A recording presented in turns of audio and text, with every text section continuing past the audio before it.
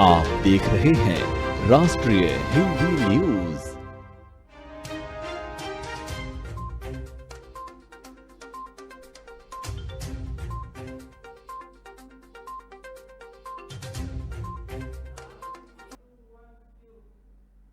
नमस्कार, बहुत बहुत स्वागत है आपका खबरें लगातार में और मैं हूं आपके साथ वर्षा शर्मा। रुक करते हैं आज की खबरों का।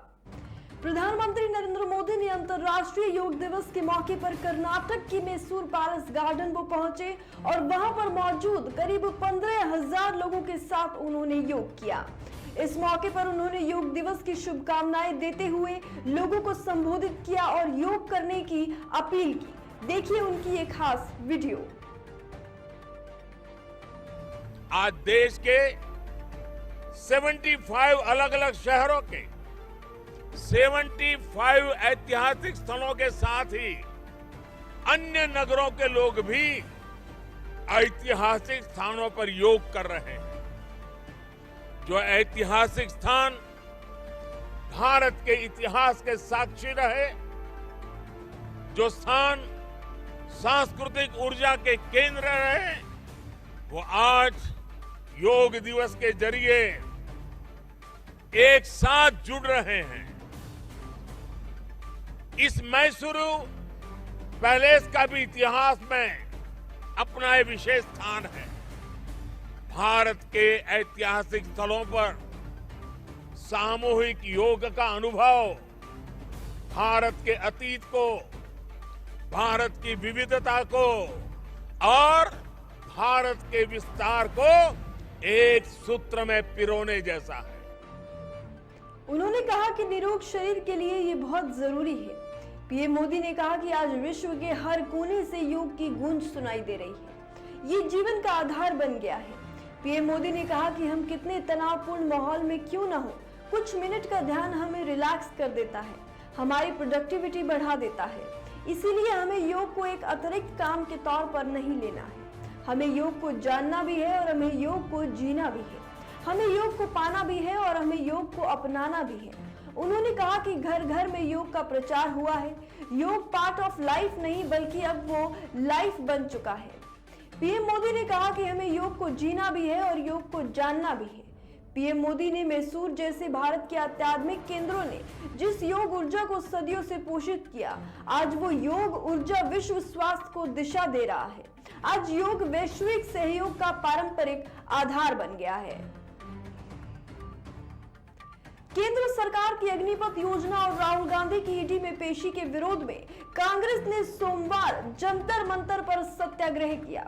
इस दौरान कांग्रेस नेता सुबोध कांत साहे ने पीएम मोदी पर विवादित बयान दिया, जिसके बाद अब सियासत जो है वो गर्मा गई है।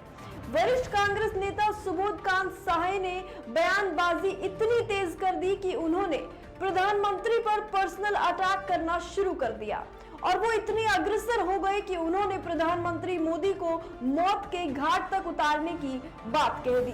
चलिए हम जानते हैं कि उन्होंने अपनी वीडियो में मोदी की तुलना किसके साथ की और उन्होंने उनकी मौत को लेकर क्या कहा।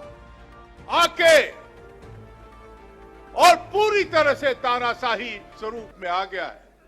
मुझे तो लगता है कि हिटलर का सारा इतिहास इसने पार कर लिया। हुडा साहब बड़े गांव की भाषा में समझा रहे थे।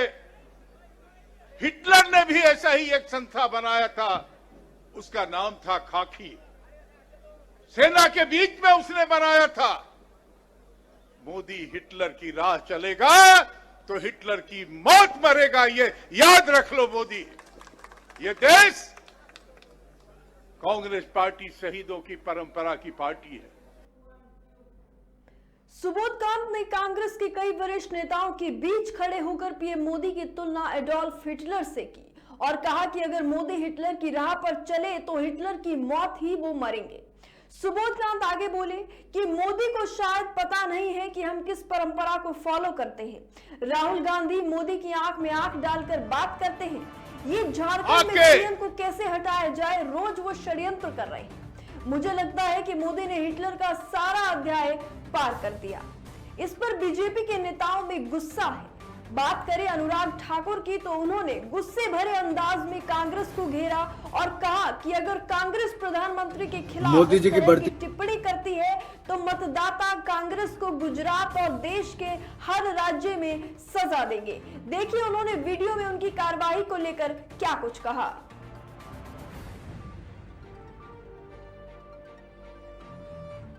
मोदी जी की बढ़ती लोकप्रियता और गरीबों के कल्याण के लिए जो काम किया है उसको देखकर बौखलाहट में, घबराहट में, ये किस मानसिकता के साथ कांग्रेस के नेता ऐसे बयान बार बार देते हैं और 80वीं बार ये बयान दिया है।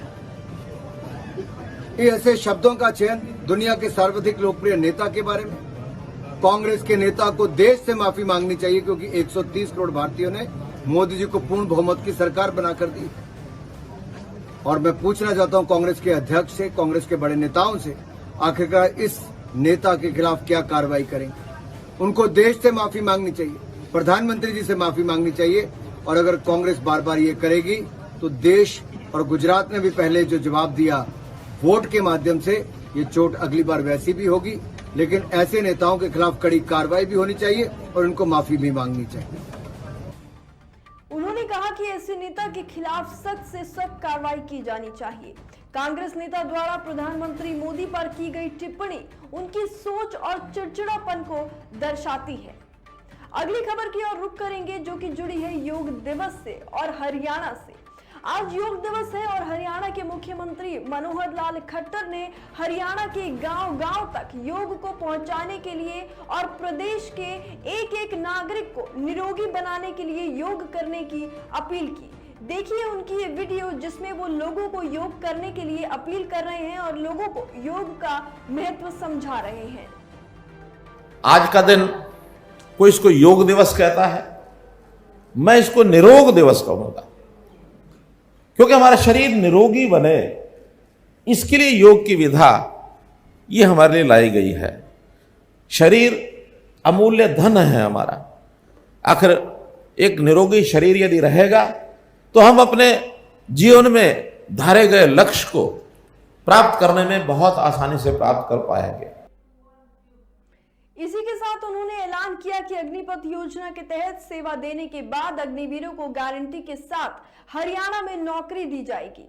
हरियाणा के सीएम ने मंगलवार को इस बाबत जानकारी दी। उन्होंने ट्वीट किया कि मैं घोषणा करता हूं कि अग्निपथ योजना के तहत 4 वर्ष देश की सेवा करने के बाद वापस आने वाले अग्निवीरों को गारंटी के साथ हरियाणा सरकार में नौकरी दी जाएगी। इससे पहले मध्य प्रदेश सरकार, उत्तर प्रदेश सरकार, उत्तराखंड सरकार ने भी अग्निवीरों को उनकी सेवा समाप्त होने के बाद नौकरी देने का ऐलान किया था। अगली खबर का रुख करेंगे जो कि जुड़ी है अग्निपथ रक्षा भर्ती योजना के खिलाफ चल रहे विरोध प्रदर्शन से।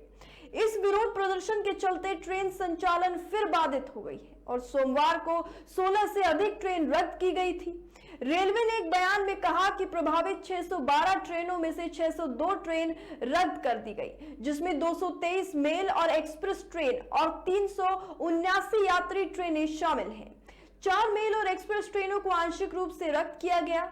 सबसे अधिक प्रभावित जोन पूर्व मध्य रेलवे था, जिसका मुख्यालय हाजीपुर में है और इसमें सोनपुर, समस्तीपुर, दानापुर, दीनदयाल उपाध्याय और धनबाद डिवीजन शामिल है।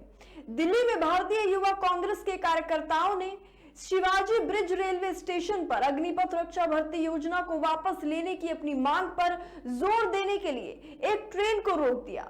सूत्रों ने बताया कि पुलिस और सुरक्षा कर्मियों ने रेल पटरी को खाली कराया और करीब आधे घंटे के बाद ट्रेन की आवाजाही फिर से शुरू की गई। पुलिस के एक वरिष्ठ अधिकारी ने कहा कि पुलिसकर्मियों द्वारा प्रदर्शनकारियों को पटरी और स्टेशन से हटाने की जो कोशिश है, उसके दौरान कई प्रदर्शनकारियों को हिरासत में ले लिया गया है। अगली खबर की ओर बढ़ेंगे जो कि जुड़ी है अखिलेश यादव से। अखिलेश यादव के ड्रीम प्रोजेक्ट जेपीएनआईसी और जनेश्वर मिश्र पार्क समेत एलडीए की तमाम आवासीय योजनाओं में 200 करोड़ रुपए का घोटाला सामने आया है। ये खुलासा स्थानीय निधि लेखा परीक्षा विभाग ने किया है। विभाग ने अपने ऑडिट में वित्तीय वर्ष 2015 से 16 में घोटाले और गड़बड़ियों की जानकारी देते हुए एलडीए के दोषी अधिकारियों से रिकवरी की सिफारिश भी की है। खास बात यह है कि 200 करोड़ रुपए के घोटाले के वक्त एलडीए सत्येंद्र यादव थे। आरोप है कि उन्होंने अपने करीबियों और चहेतियों को बिना टेंडर के काम देकर उन्हें लाभ पहुंचाया। अब एलडीए की तरफ से घोटाले के दोषी अफसरों को पत्र भेजकर रिपोर्ट मंगाई जा रही है। रिपोर्ट आने के बाद इसे शासन को कार्रवाई के लिए भेजा जाएगा। स्थानीय निधि लेखा परीक्षा विभाग ने जेपीएनआईसी जनेश्वर मिश्र पार्क के अलावा गोमती नगर विस्तार और कानपुर रोड की कई योजनाओं में गड़बड़ियां पाई हैं। ऑडिट रिपोर्ट के मुताबिक जेपी इंटरनेशनल सेंटर के कंसल्टेंट को 3.59 करोड़ रुपए अधिक फीस दी गई। ऑडिट रिपोर्ट में कहा गया कि जेपी सेंटर में पूरी परियोजना की 1.5% फीस कंटेंट कंसल्टेंट को चुकाई गई, जिससे एलडीए को 3.59 रुपए का नुकसान हुआ। जी हां, 3.59 करोड़ का उनको नुकसान पहुंचाया गया। इसी तरह जनेश्वर मिश्र पार्क में 6 गोल्फ कार्ट खरीदने के लिए 45 लाख रुपए का अधिक भुगतान किया गया। अगली खबर की ओर बढ़ेंगे, जो कि है पाकिस्तान से। पाकिस्तान के पूर्व प्रधानमंत्री इमरान खान ने आगाह किया है कि अगर नकदी की कमी से जूझ रहे मुल्क में जल्द चुनाव नहीं कराए गए तो यहां आर्थिक और राजनीतिक संकट गहरा जाएगा। इस बीच इमरान के समर्थकों ने प्रमुख शहरों में बढ़ती महंगाई के खिलाफ विरोध प्रदर्शन किया। पूर्व प्रधानमंत्री ने शहबाज शरीफ के नेतृत्व वाली सरकार के अप्रैल में सत्ता में आने के बाद तीसरी बार पेट्रोलियम उत्पादों की कीमतों में बढ़ोतरी के मद्देनजर पिछले हफ्ते विरोध प्रदर्शन का आह्वान किया। इमरान ने कहा कि अगर समय पर चुनाव नहीं कराए गए तो मुल्क के आर्थिक और राजनीतिक हालात और खराब हो जाएंगे। पूर्व प्रधानमंत्री ने कहा कि मैं आपका लॉन्ग मार्च के लिए आह्वान करूंगा। अगर स्वतंत्र और पारदर्शी चुनाव नहीं हुए तो अराजकता और फैलेगी। इमरान ने पेट्रोलियम उत्पादों पर सीबीसीटी वापस लेने के लिए सरकार की आलोचना की और कहा कि उनके नेतृत्व वाली पाकिस्तान तहरीक-ए-इंसाफ नीति पिछली सरकार ने कीमतें बढ़ाने की अंतर्राष्ट्रीय मुद्रा कोष की मांग का विरोध किया था। इमरान ने कहा कि ये सरकार 2 महीने के लिए आईएमएफ के कार्यक्रम का हिस्सा है, जबकि हम 2.5 साल तक इसमें रहे। अगली खबर की बात करेंगे, जो कि है असम से। उत्तर पूर्वी राज्य असम में बाढ़ से हाहाकार मचा हुआ है। सूबे के 35 में से 33 जिले पूरी तरह इस प्राकृतिक आपदा से प्रभावित हैं। जानकारी के अनुसार सोमवार 20 जून को बाढ़ की चपेट में आने से 11 और लोगों की मौत हो गई थी और बाढ़ से मरने वालों का ये आंकड़ा 42 तक पहुंच चुका है। प्रभावित इलाकों में लगातार राहत बचाव कार्य होने के बावजूद भी 45 लाख इस आपदा से चलते बेघर हो गए हैं। केंद्रीय गृह मंत्री अमित शाह और सूबे के मुख्यमंत्री हेमंत बिश्व शर्मा स्थिति पर लगातार नजर बनाए हुए हैं। गृह मंत्री शाह ने केंद्रीय टीम के बाढ़ प्रभावित इलाकों के दौरे की बात कही।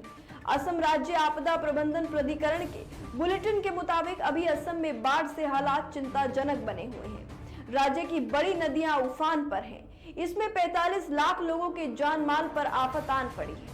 सोमवार को बाढ़ की वजह से 11 लोग मारे गए थे। इसी के साथ बाढ़ से मरने वालों की संख्या आज 42 तक जा पहुंची है।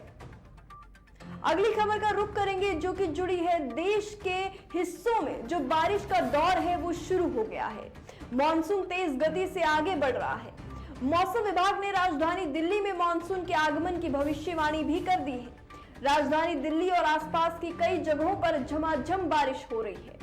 मुंबई में भी भारी बारिश का दौर शुरू हो गया। रविवार को सीजन की पहली भारी बारिश हुई। वहीं सोमवार को भी शहर में मूसलाधार बरसात हुई। मौसम विभाग के मुताबिक मंगलवार 21 जून यानी कि आज मुंबई में भारी बारिश की संभावना है। भारत मौसम विज्ञान के अनुसार सोमवार को मुंबई और ठाणे में 21 जून तक बहुत भारी बारिश के लिए ऑरेंज अलर्ट जारी कर दिया गया है। भारी बारिश की संभावना को देखते हुए लोगों को सावधानी से घरों से बाहर निकलने की सलाह भी दी जा रही है। स्काईमेट वेदर के मुताबिक आज असम के पश्चिमी हिस्सों, सिक्किम, उप हिमालयी पश्चिम बंगाल, केरल के कुछ हिस्सों, तटीय कर्नाटक, कोंकण और गोवा सहित मुंबई, दक्षिण गुजरात, पूर्वी राजस्थान के कुछ हिस्सों में हल्की से मध्यम बारिश होने की संभावना है। फिलहाल के लिए इतना ही। कल फिर मुलाकात होगी खबरें लगातार में। जय हिंद।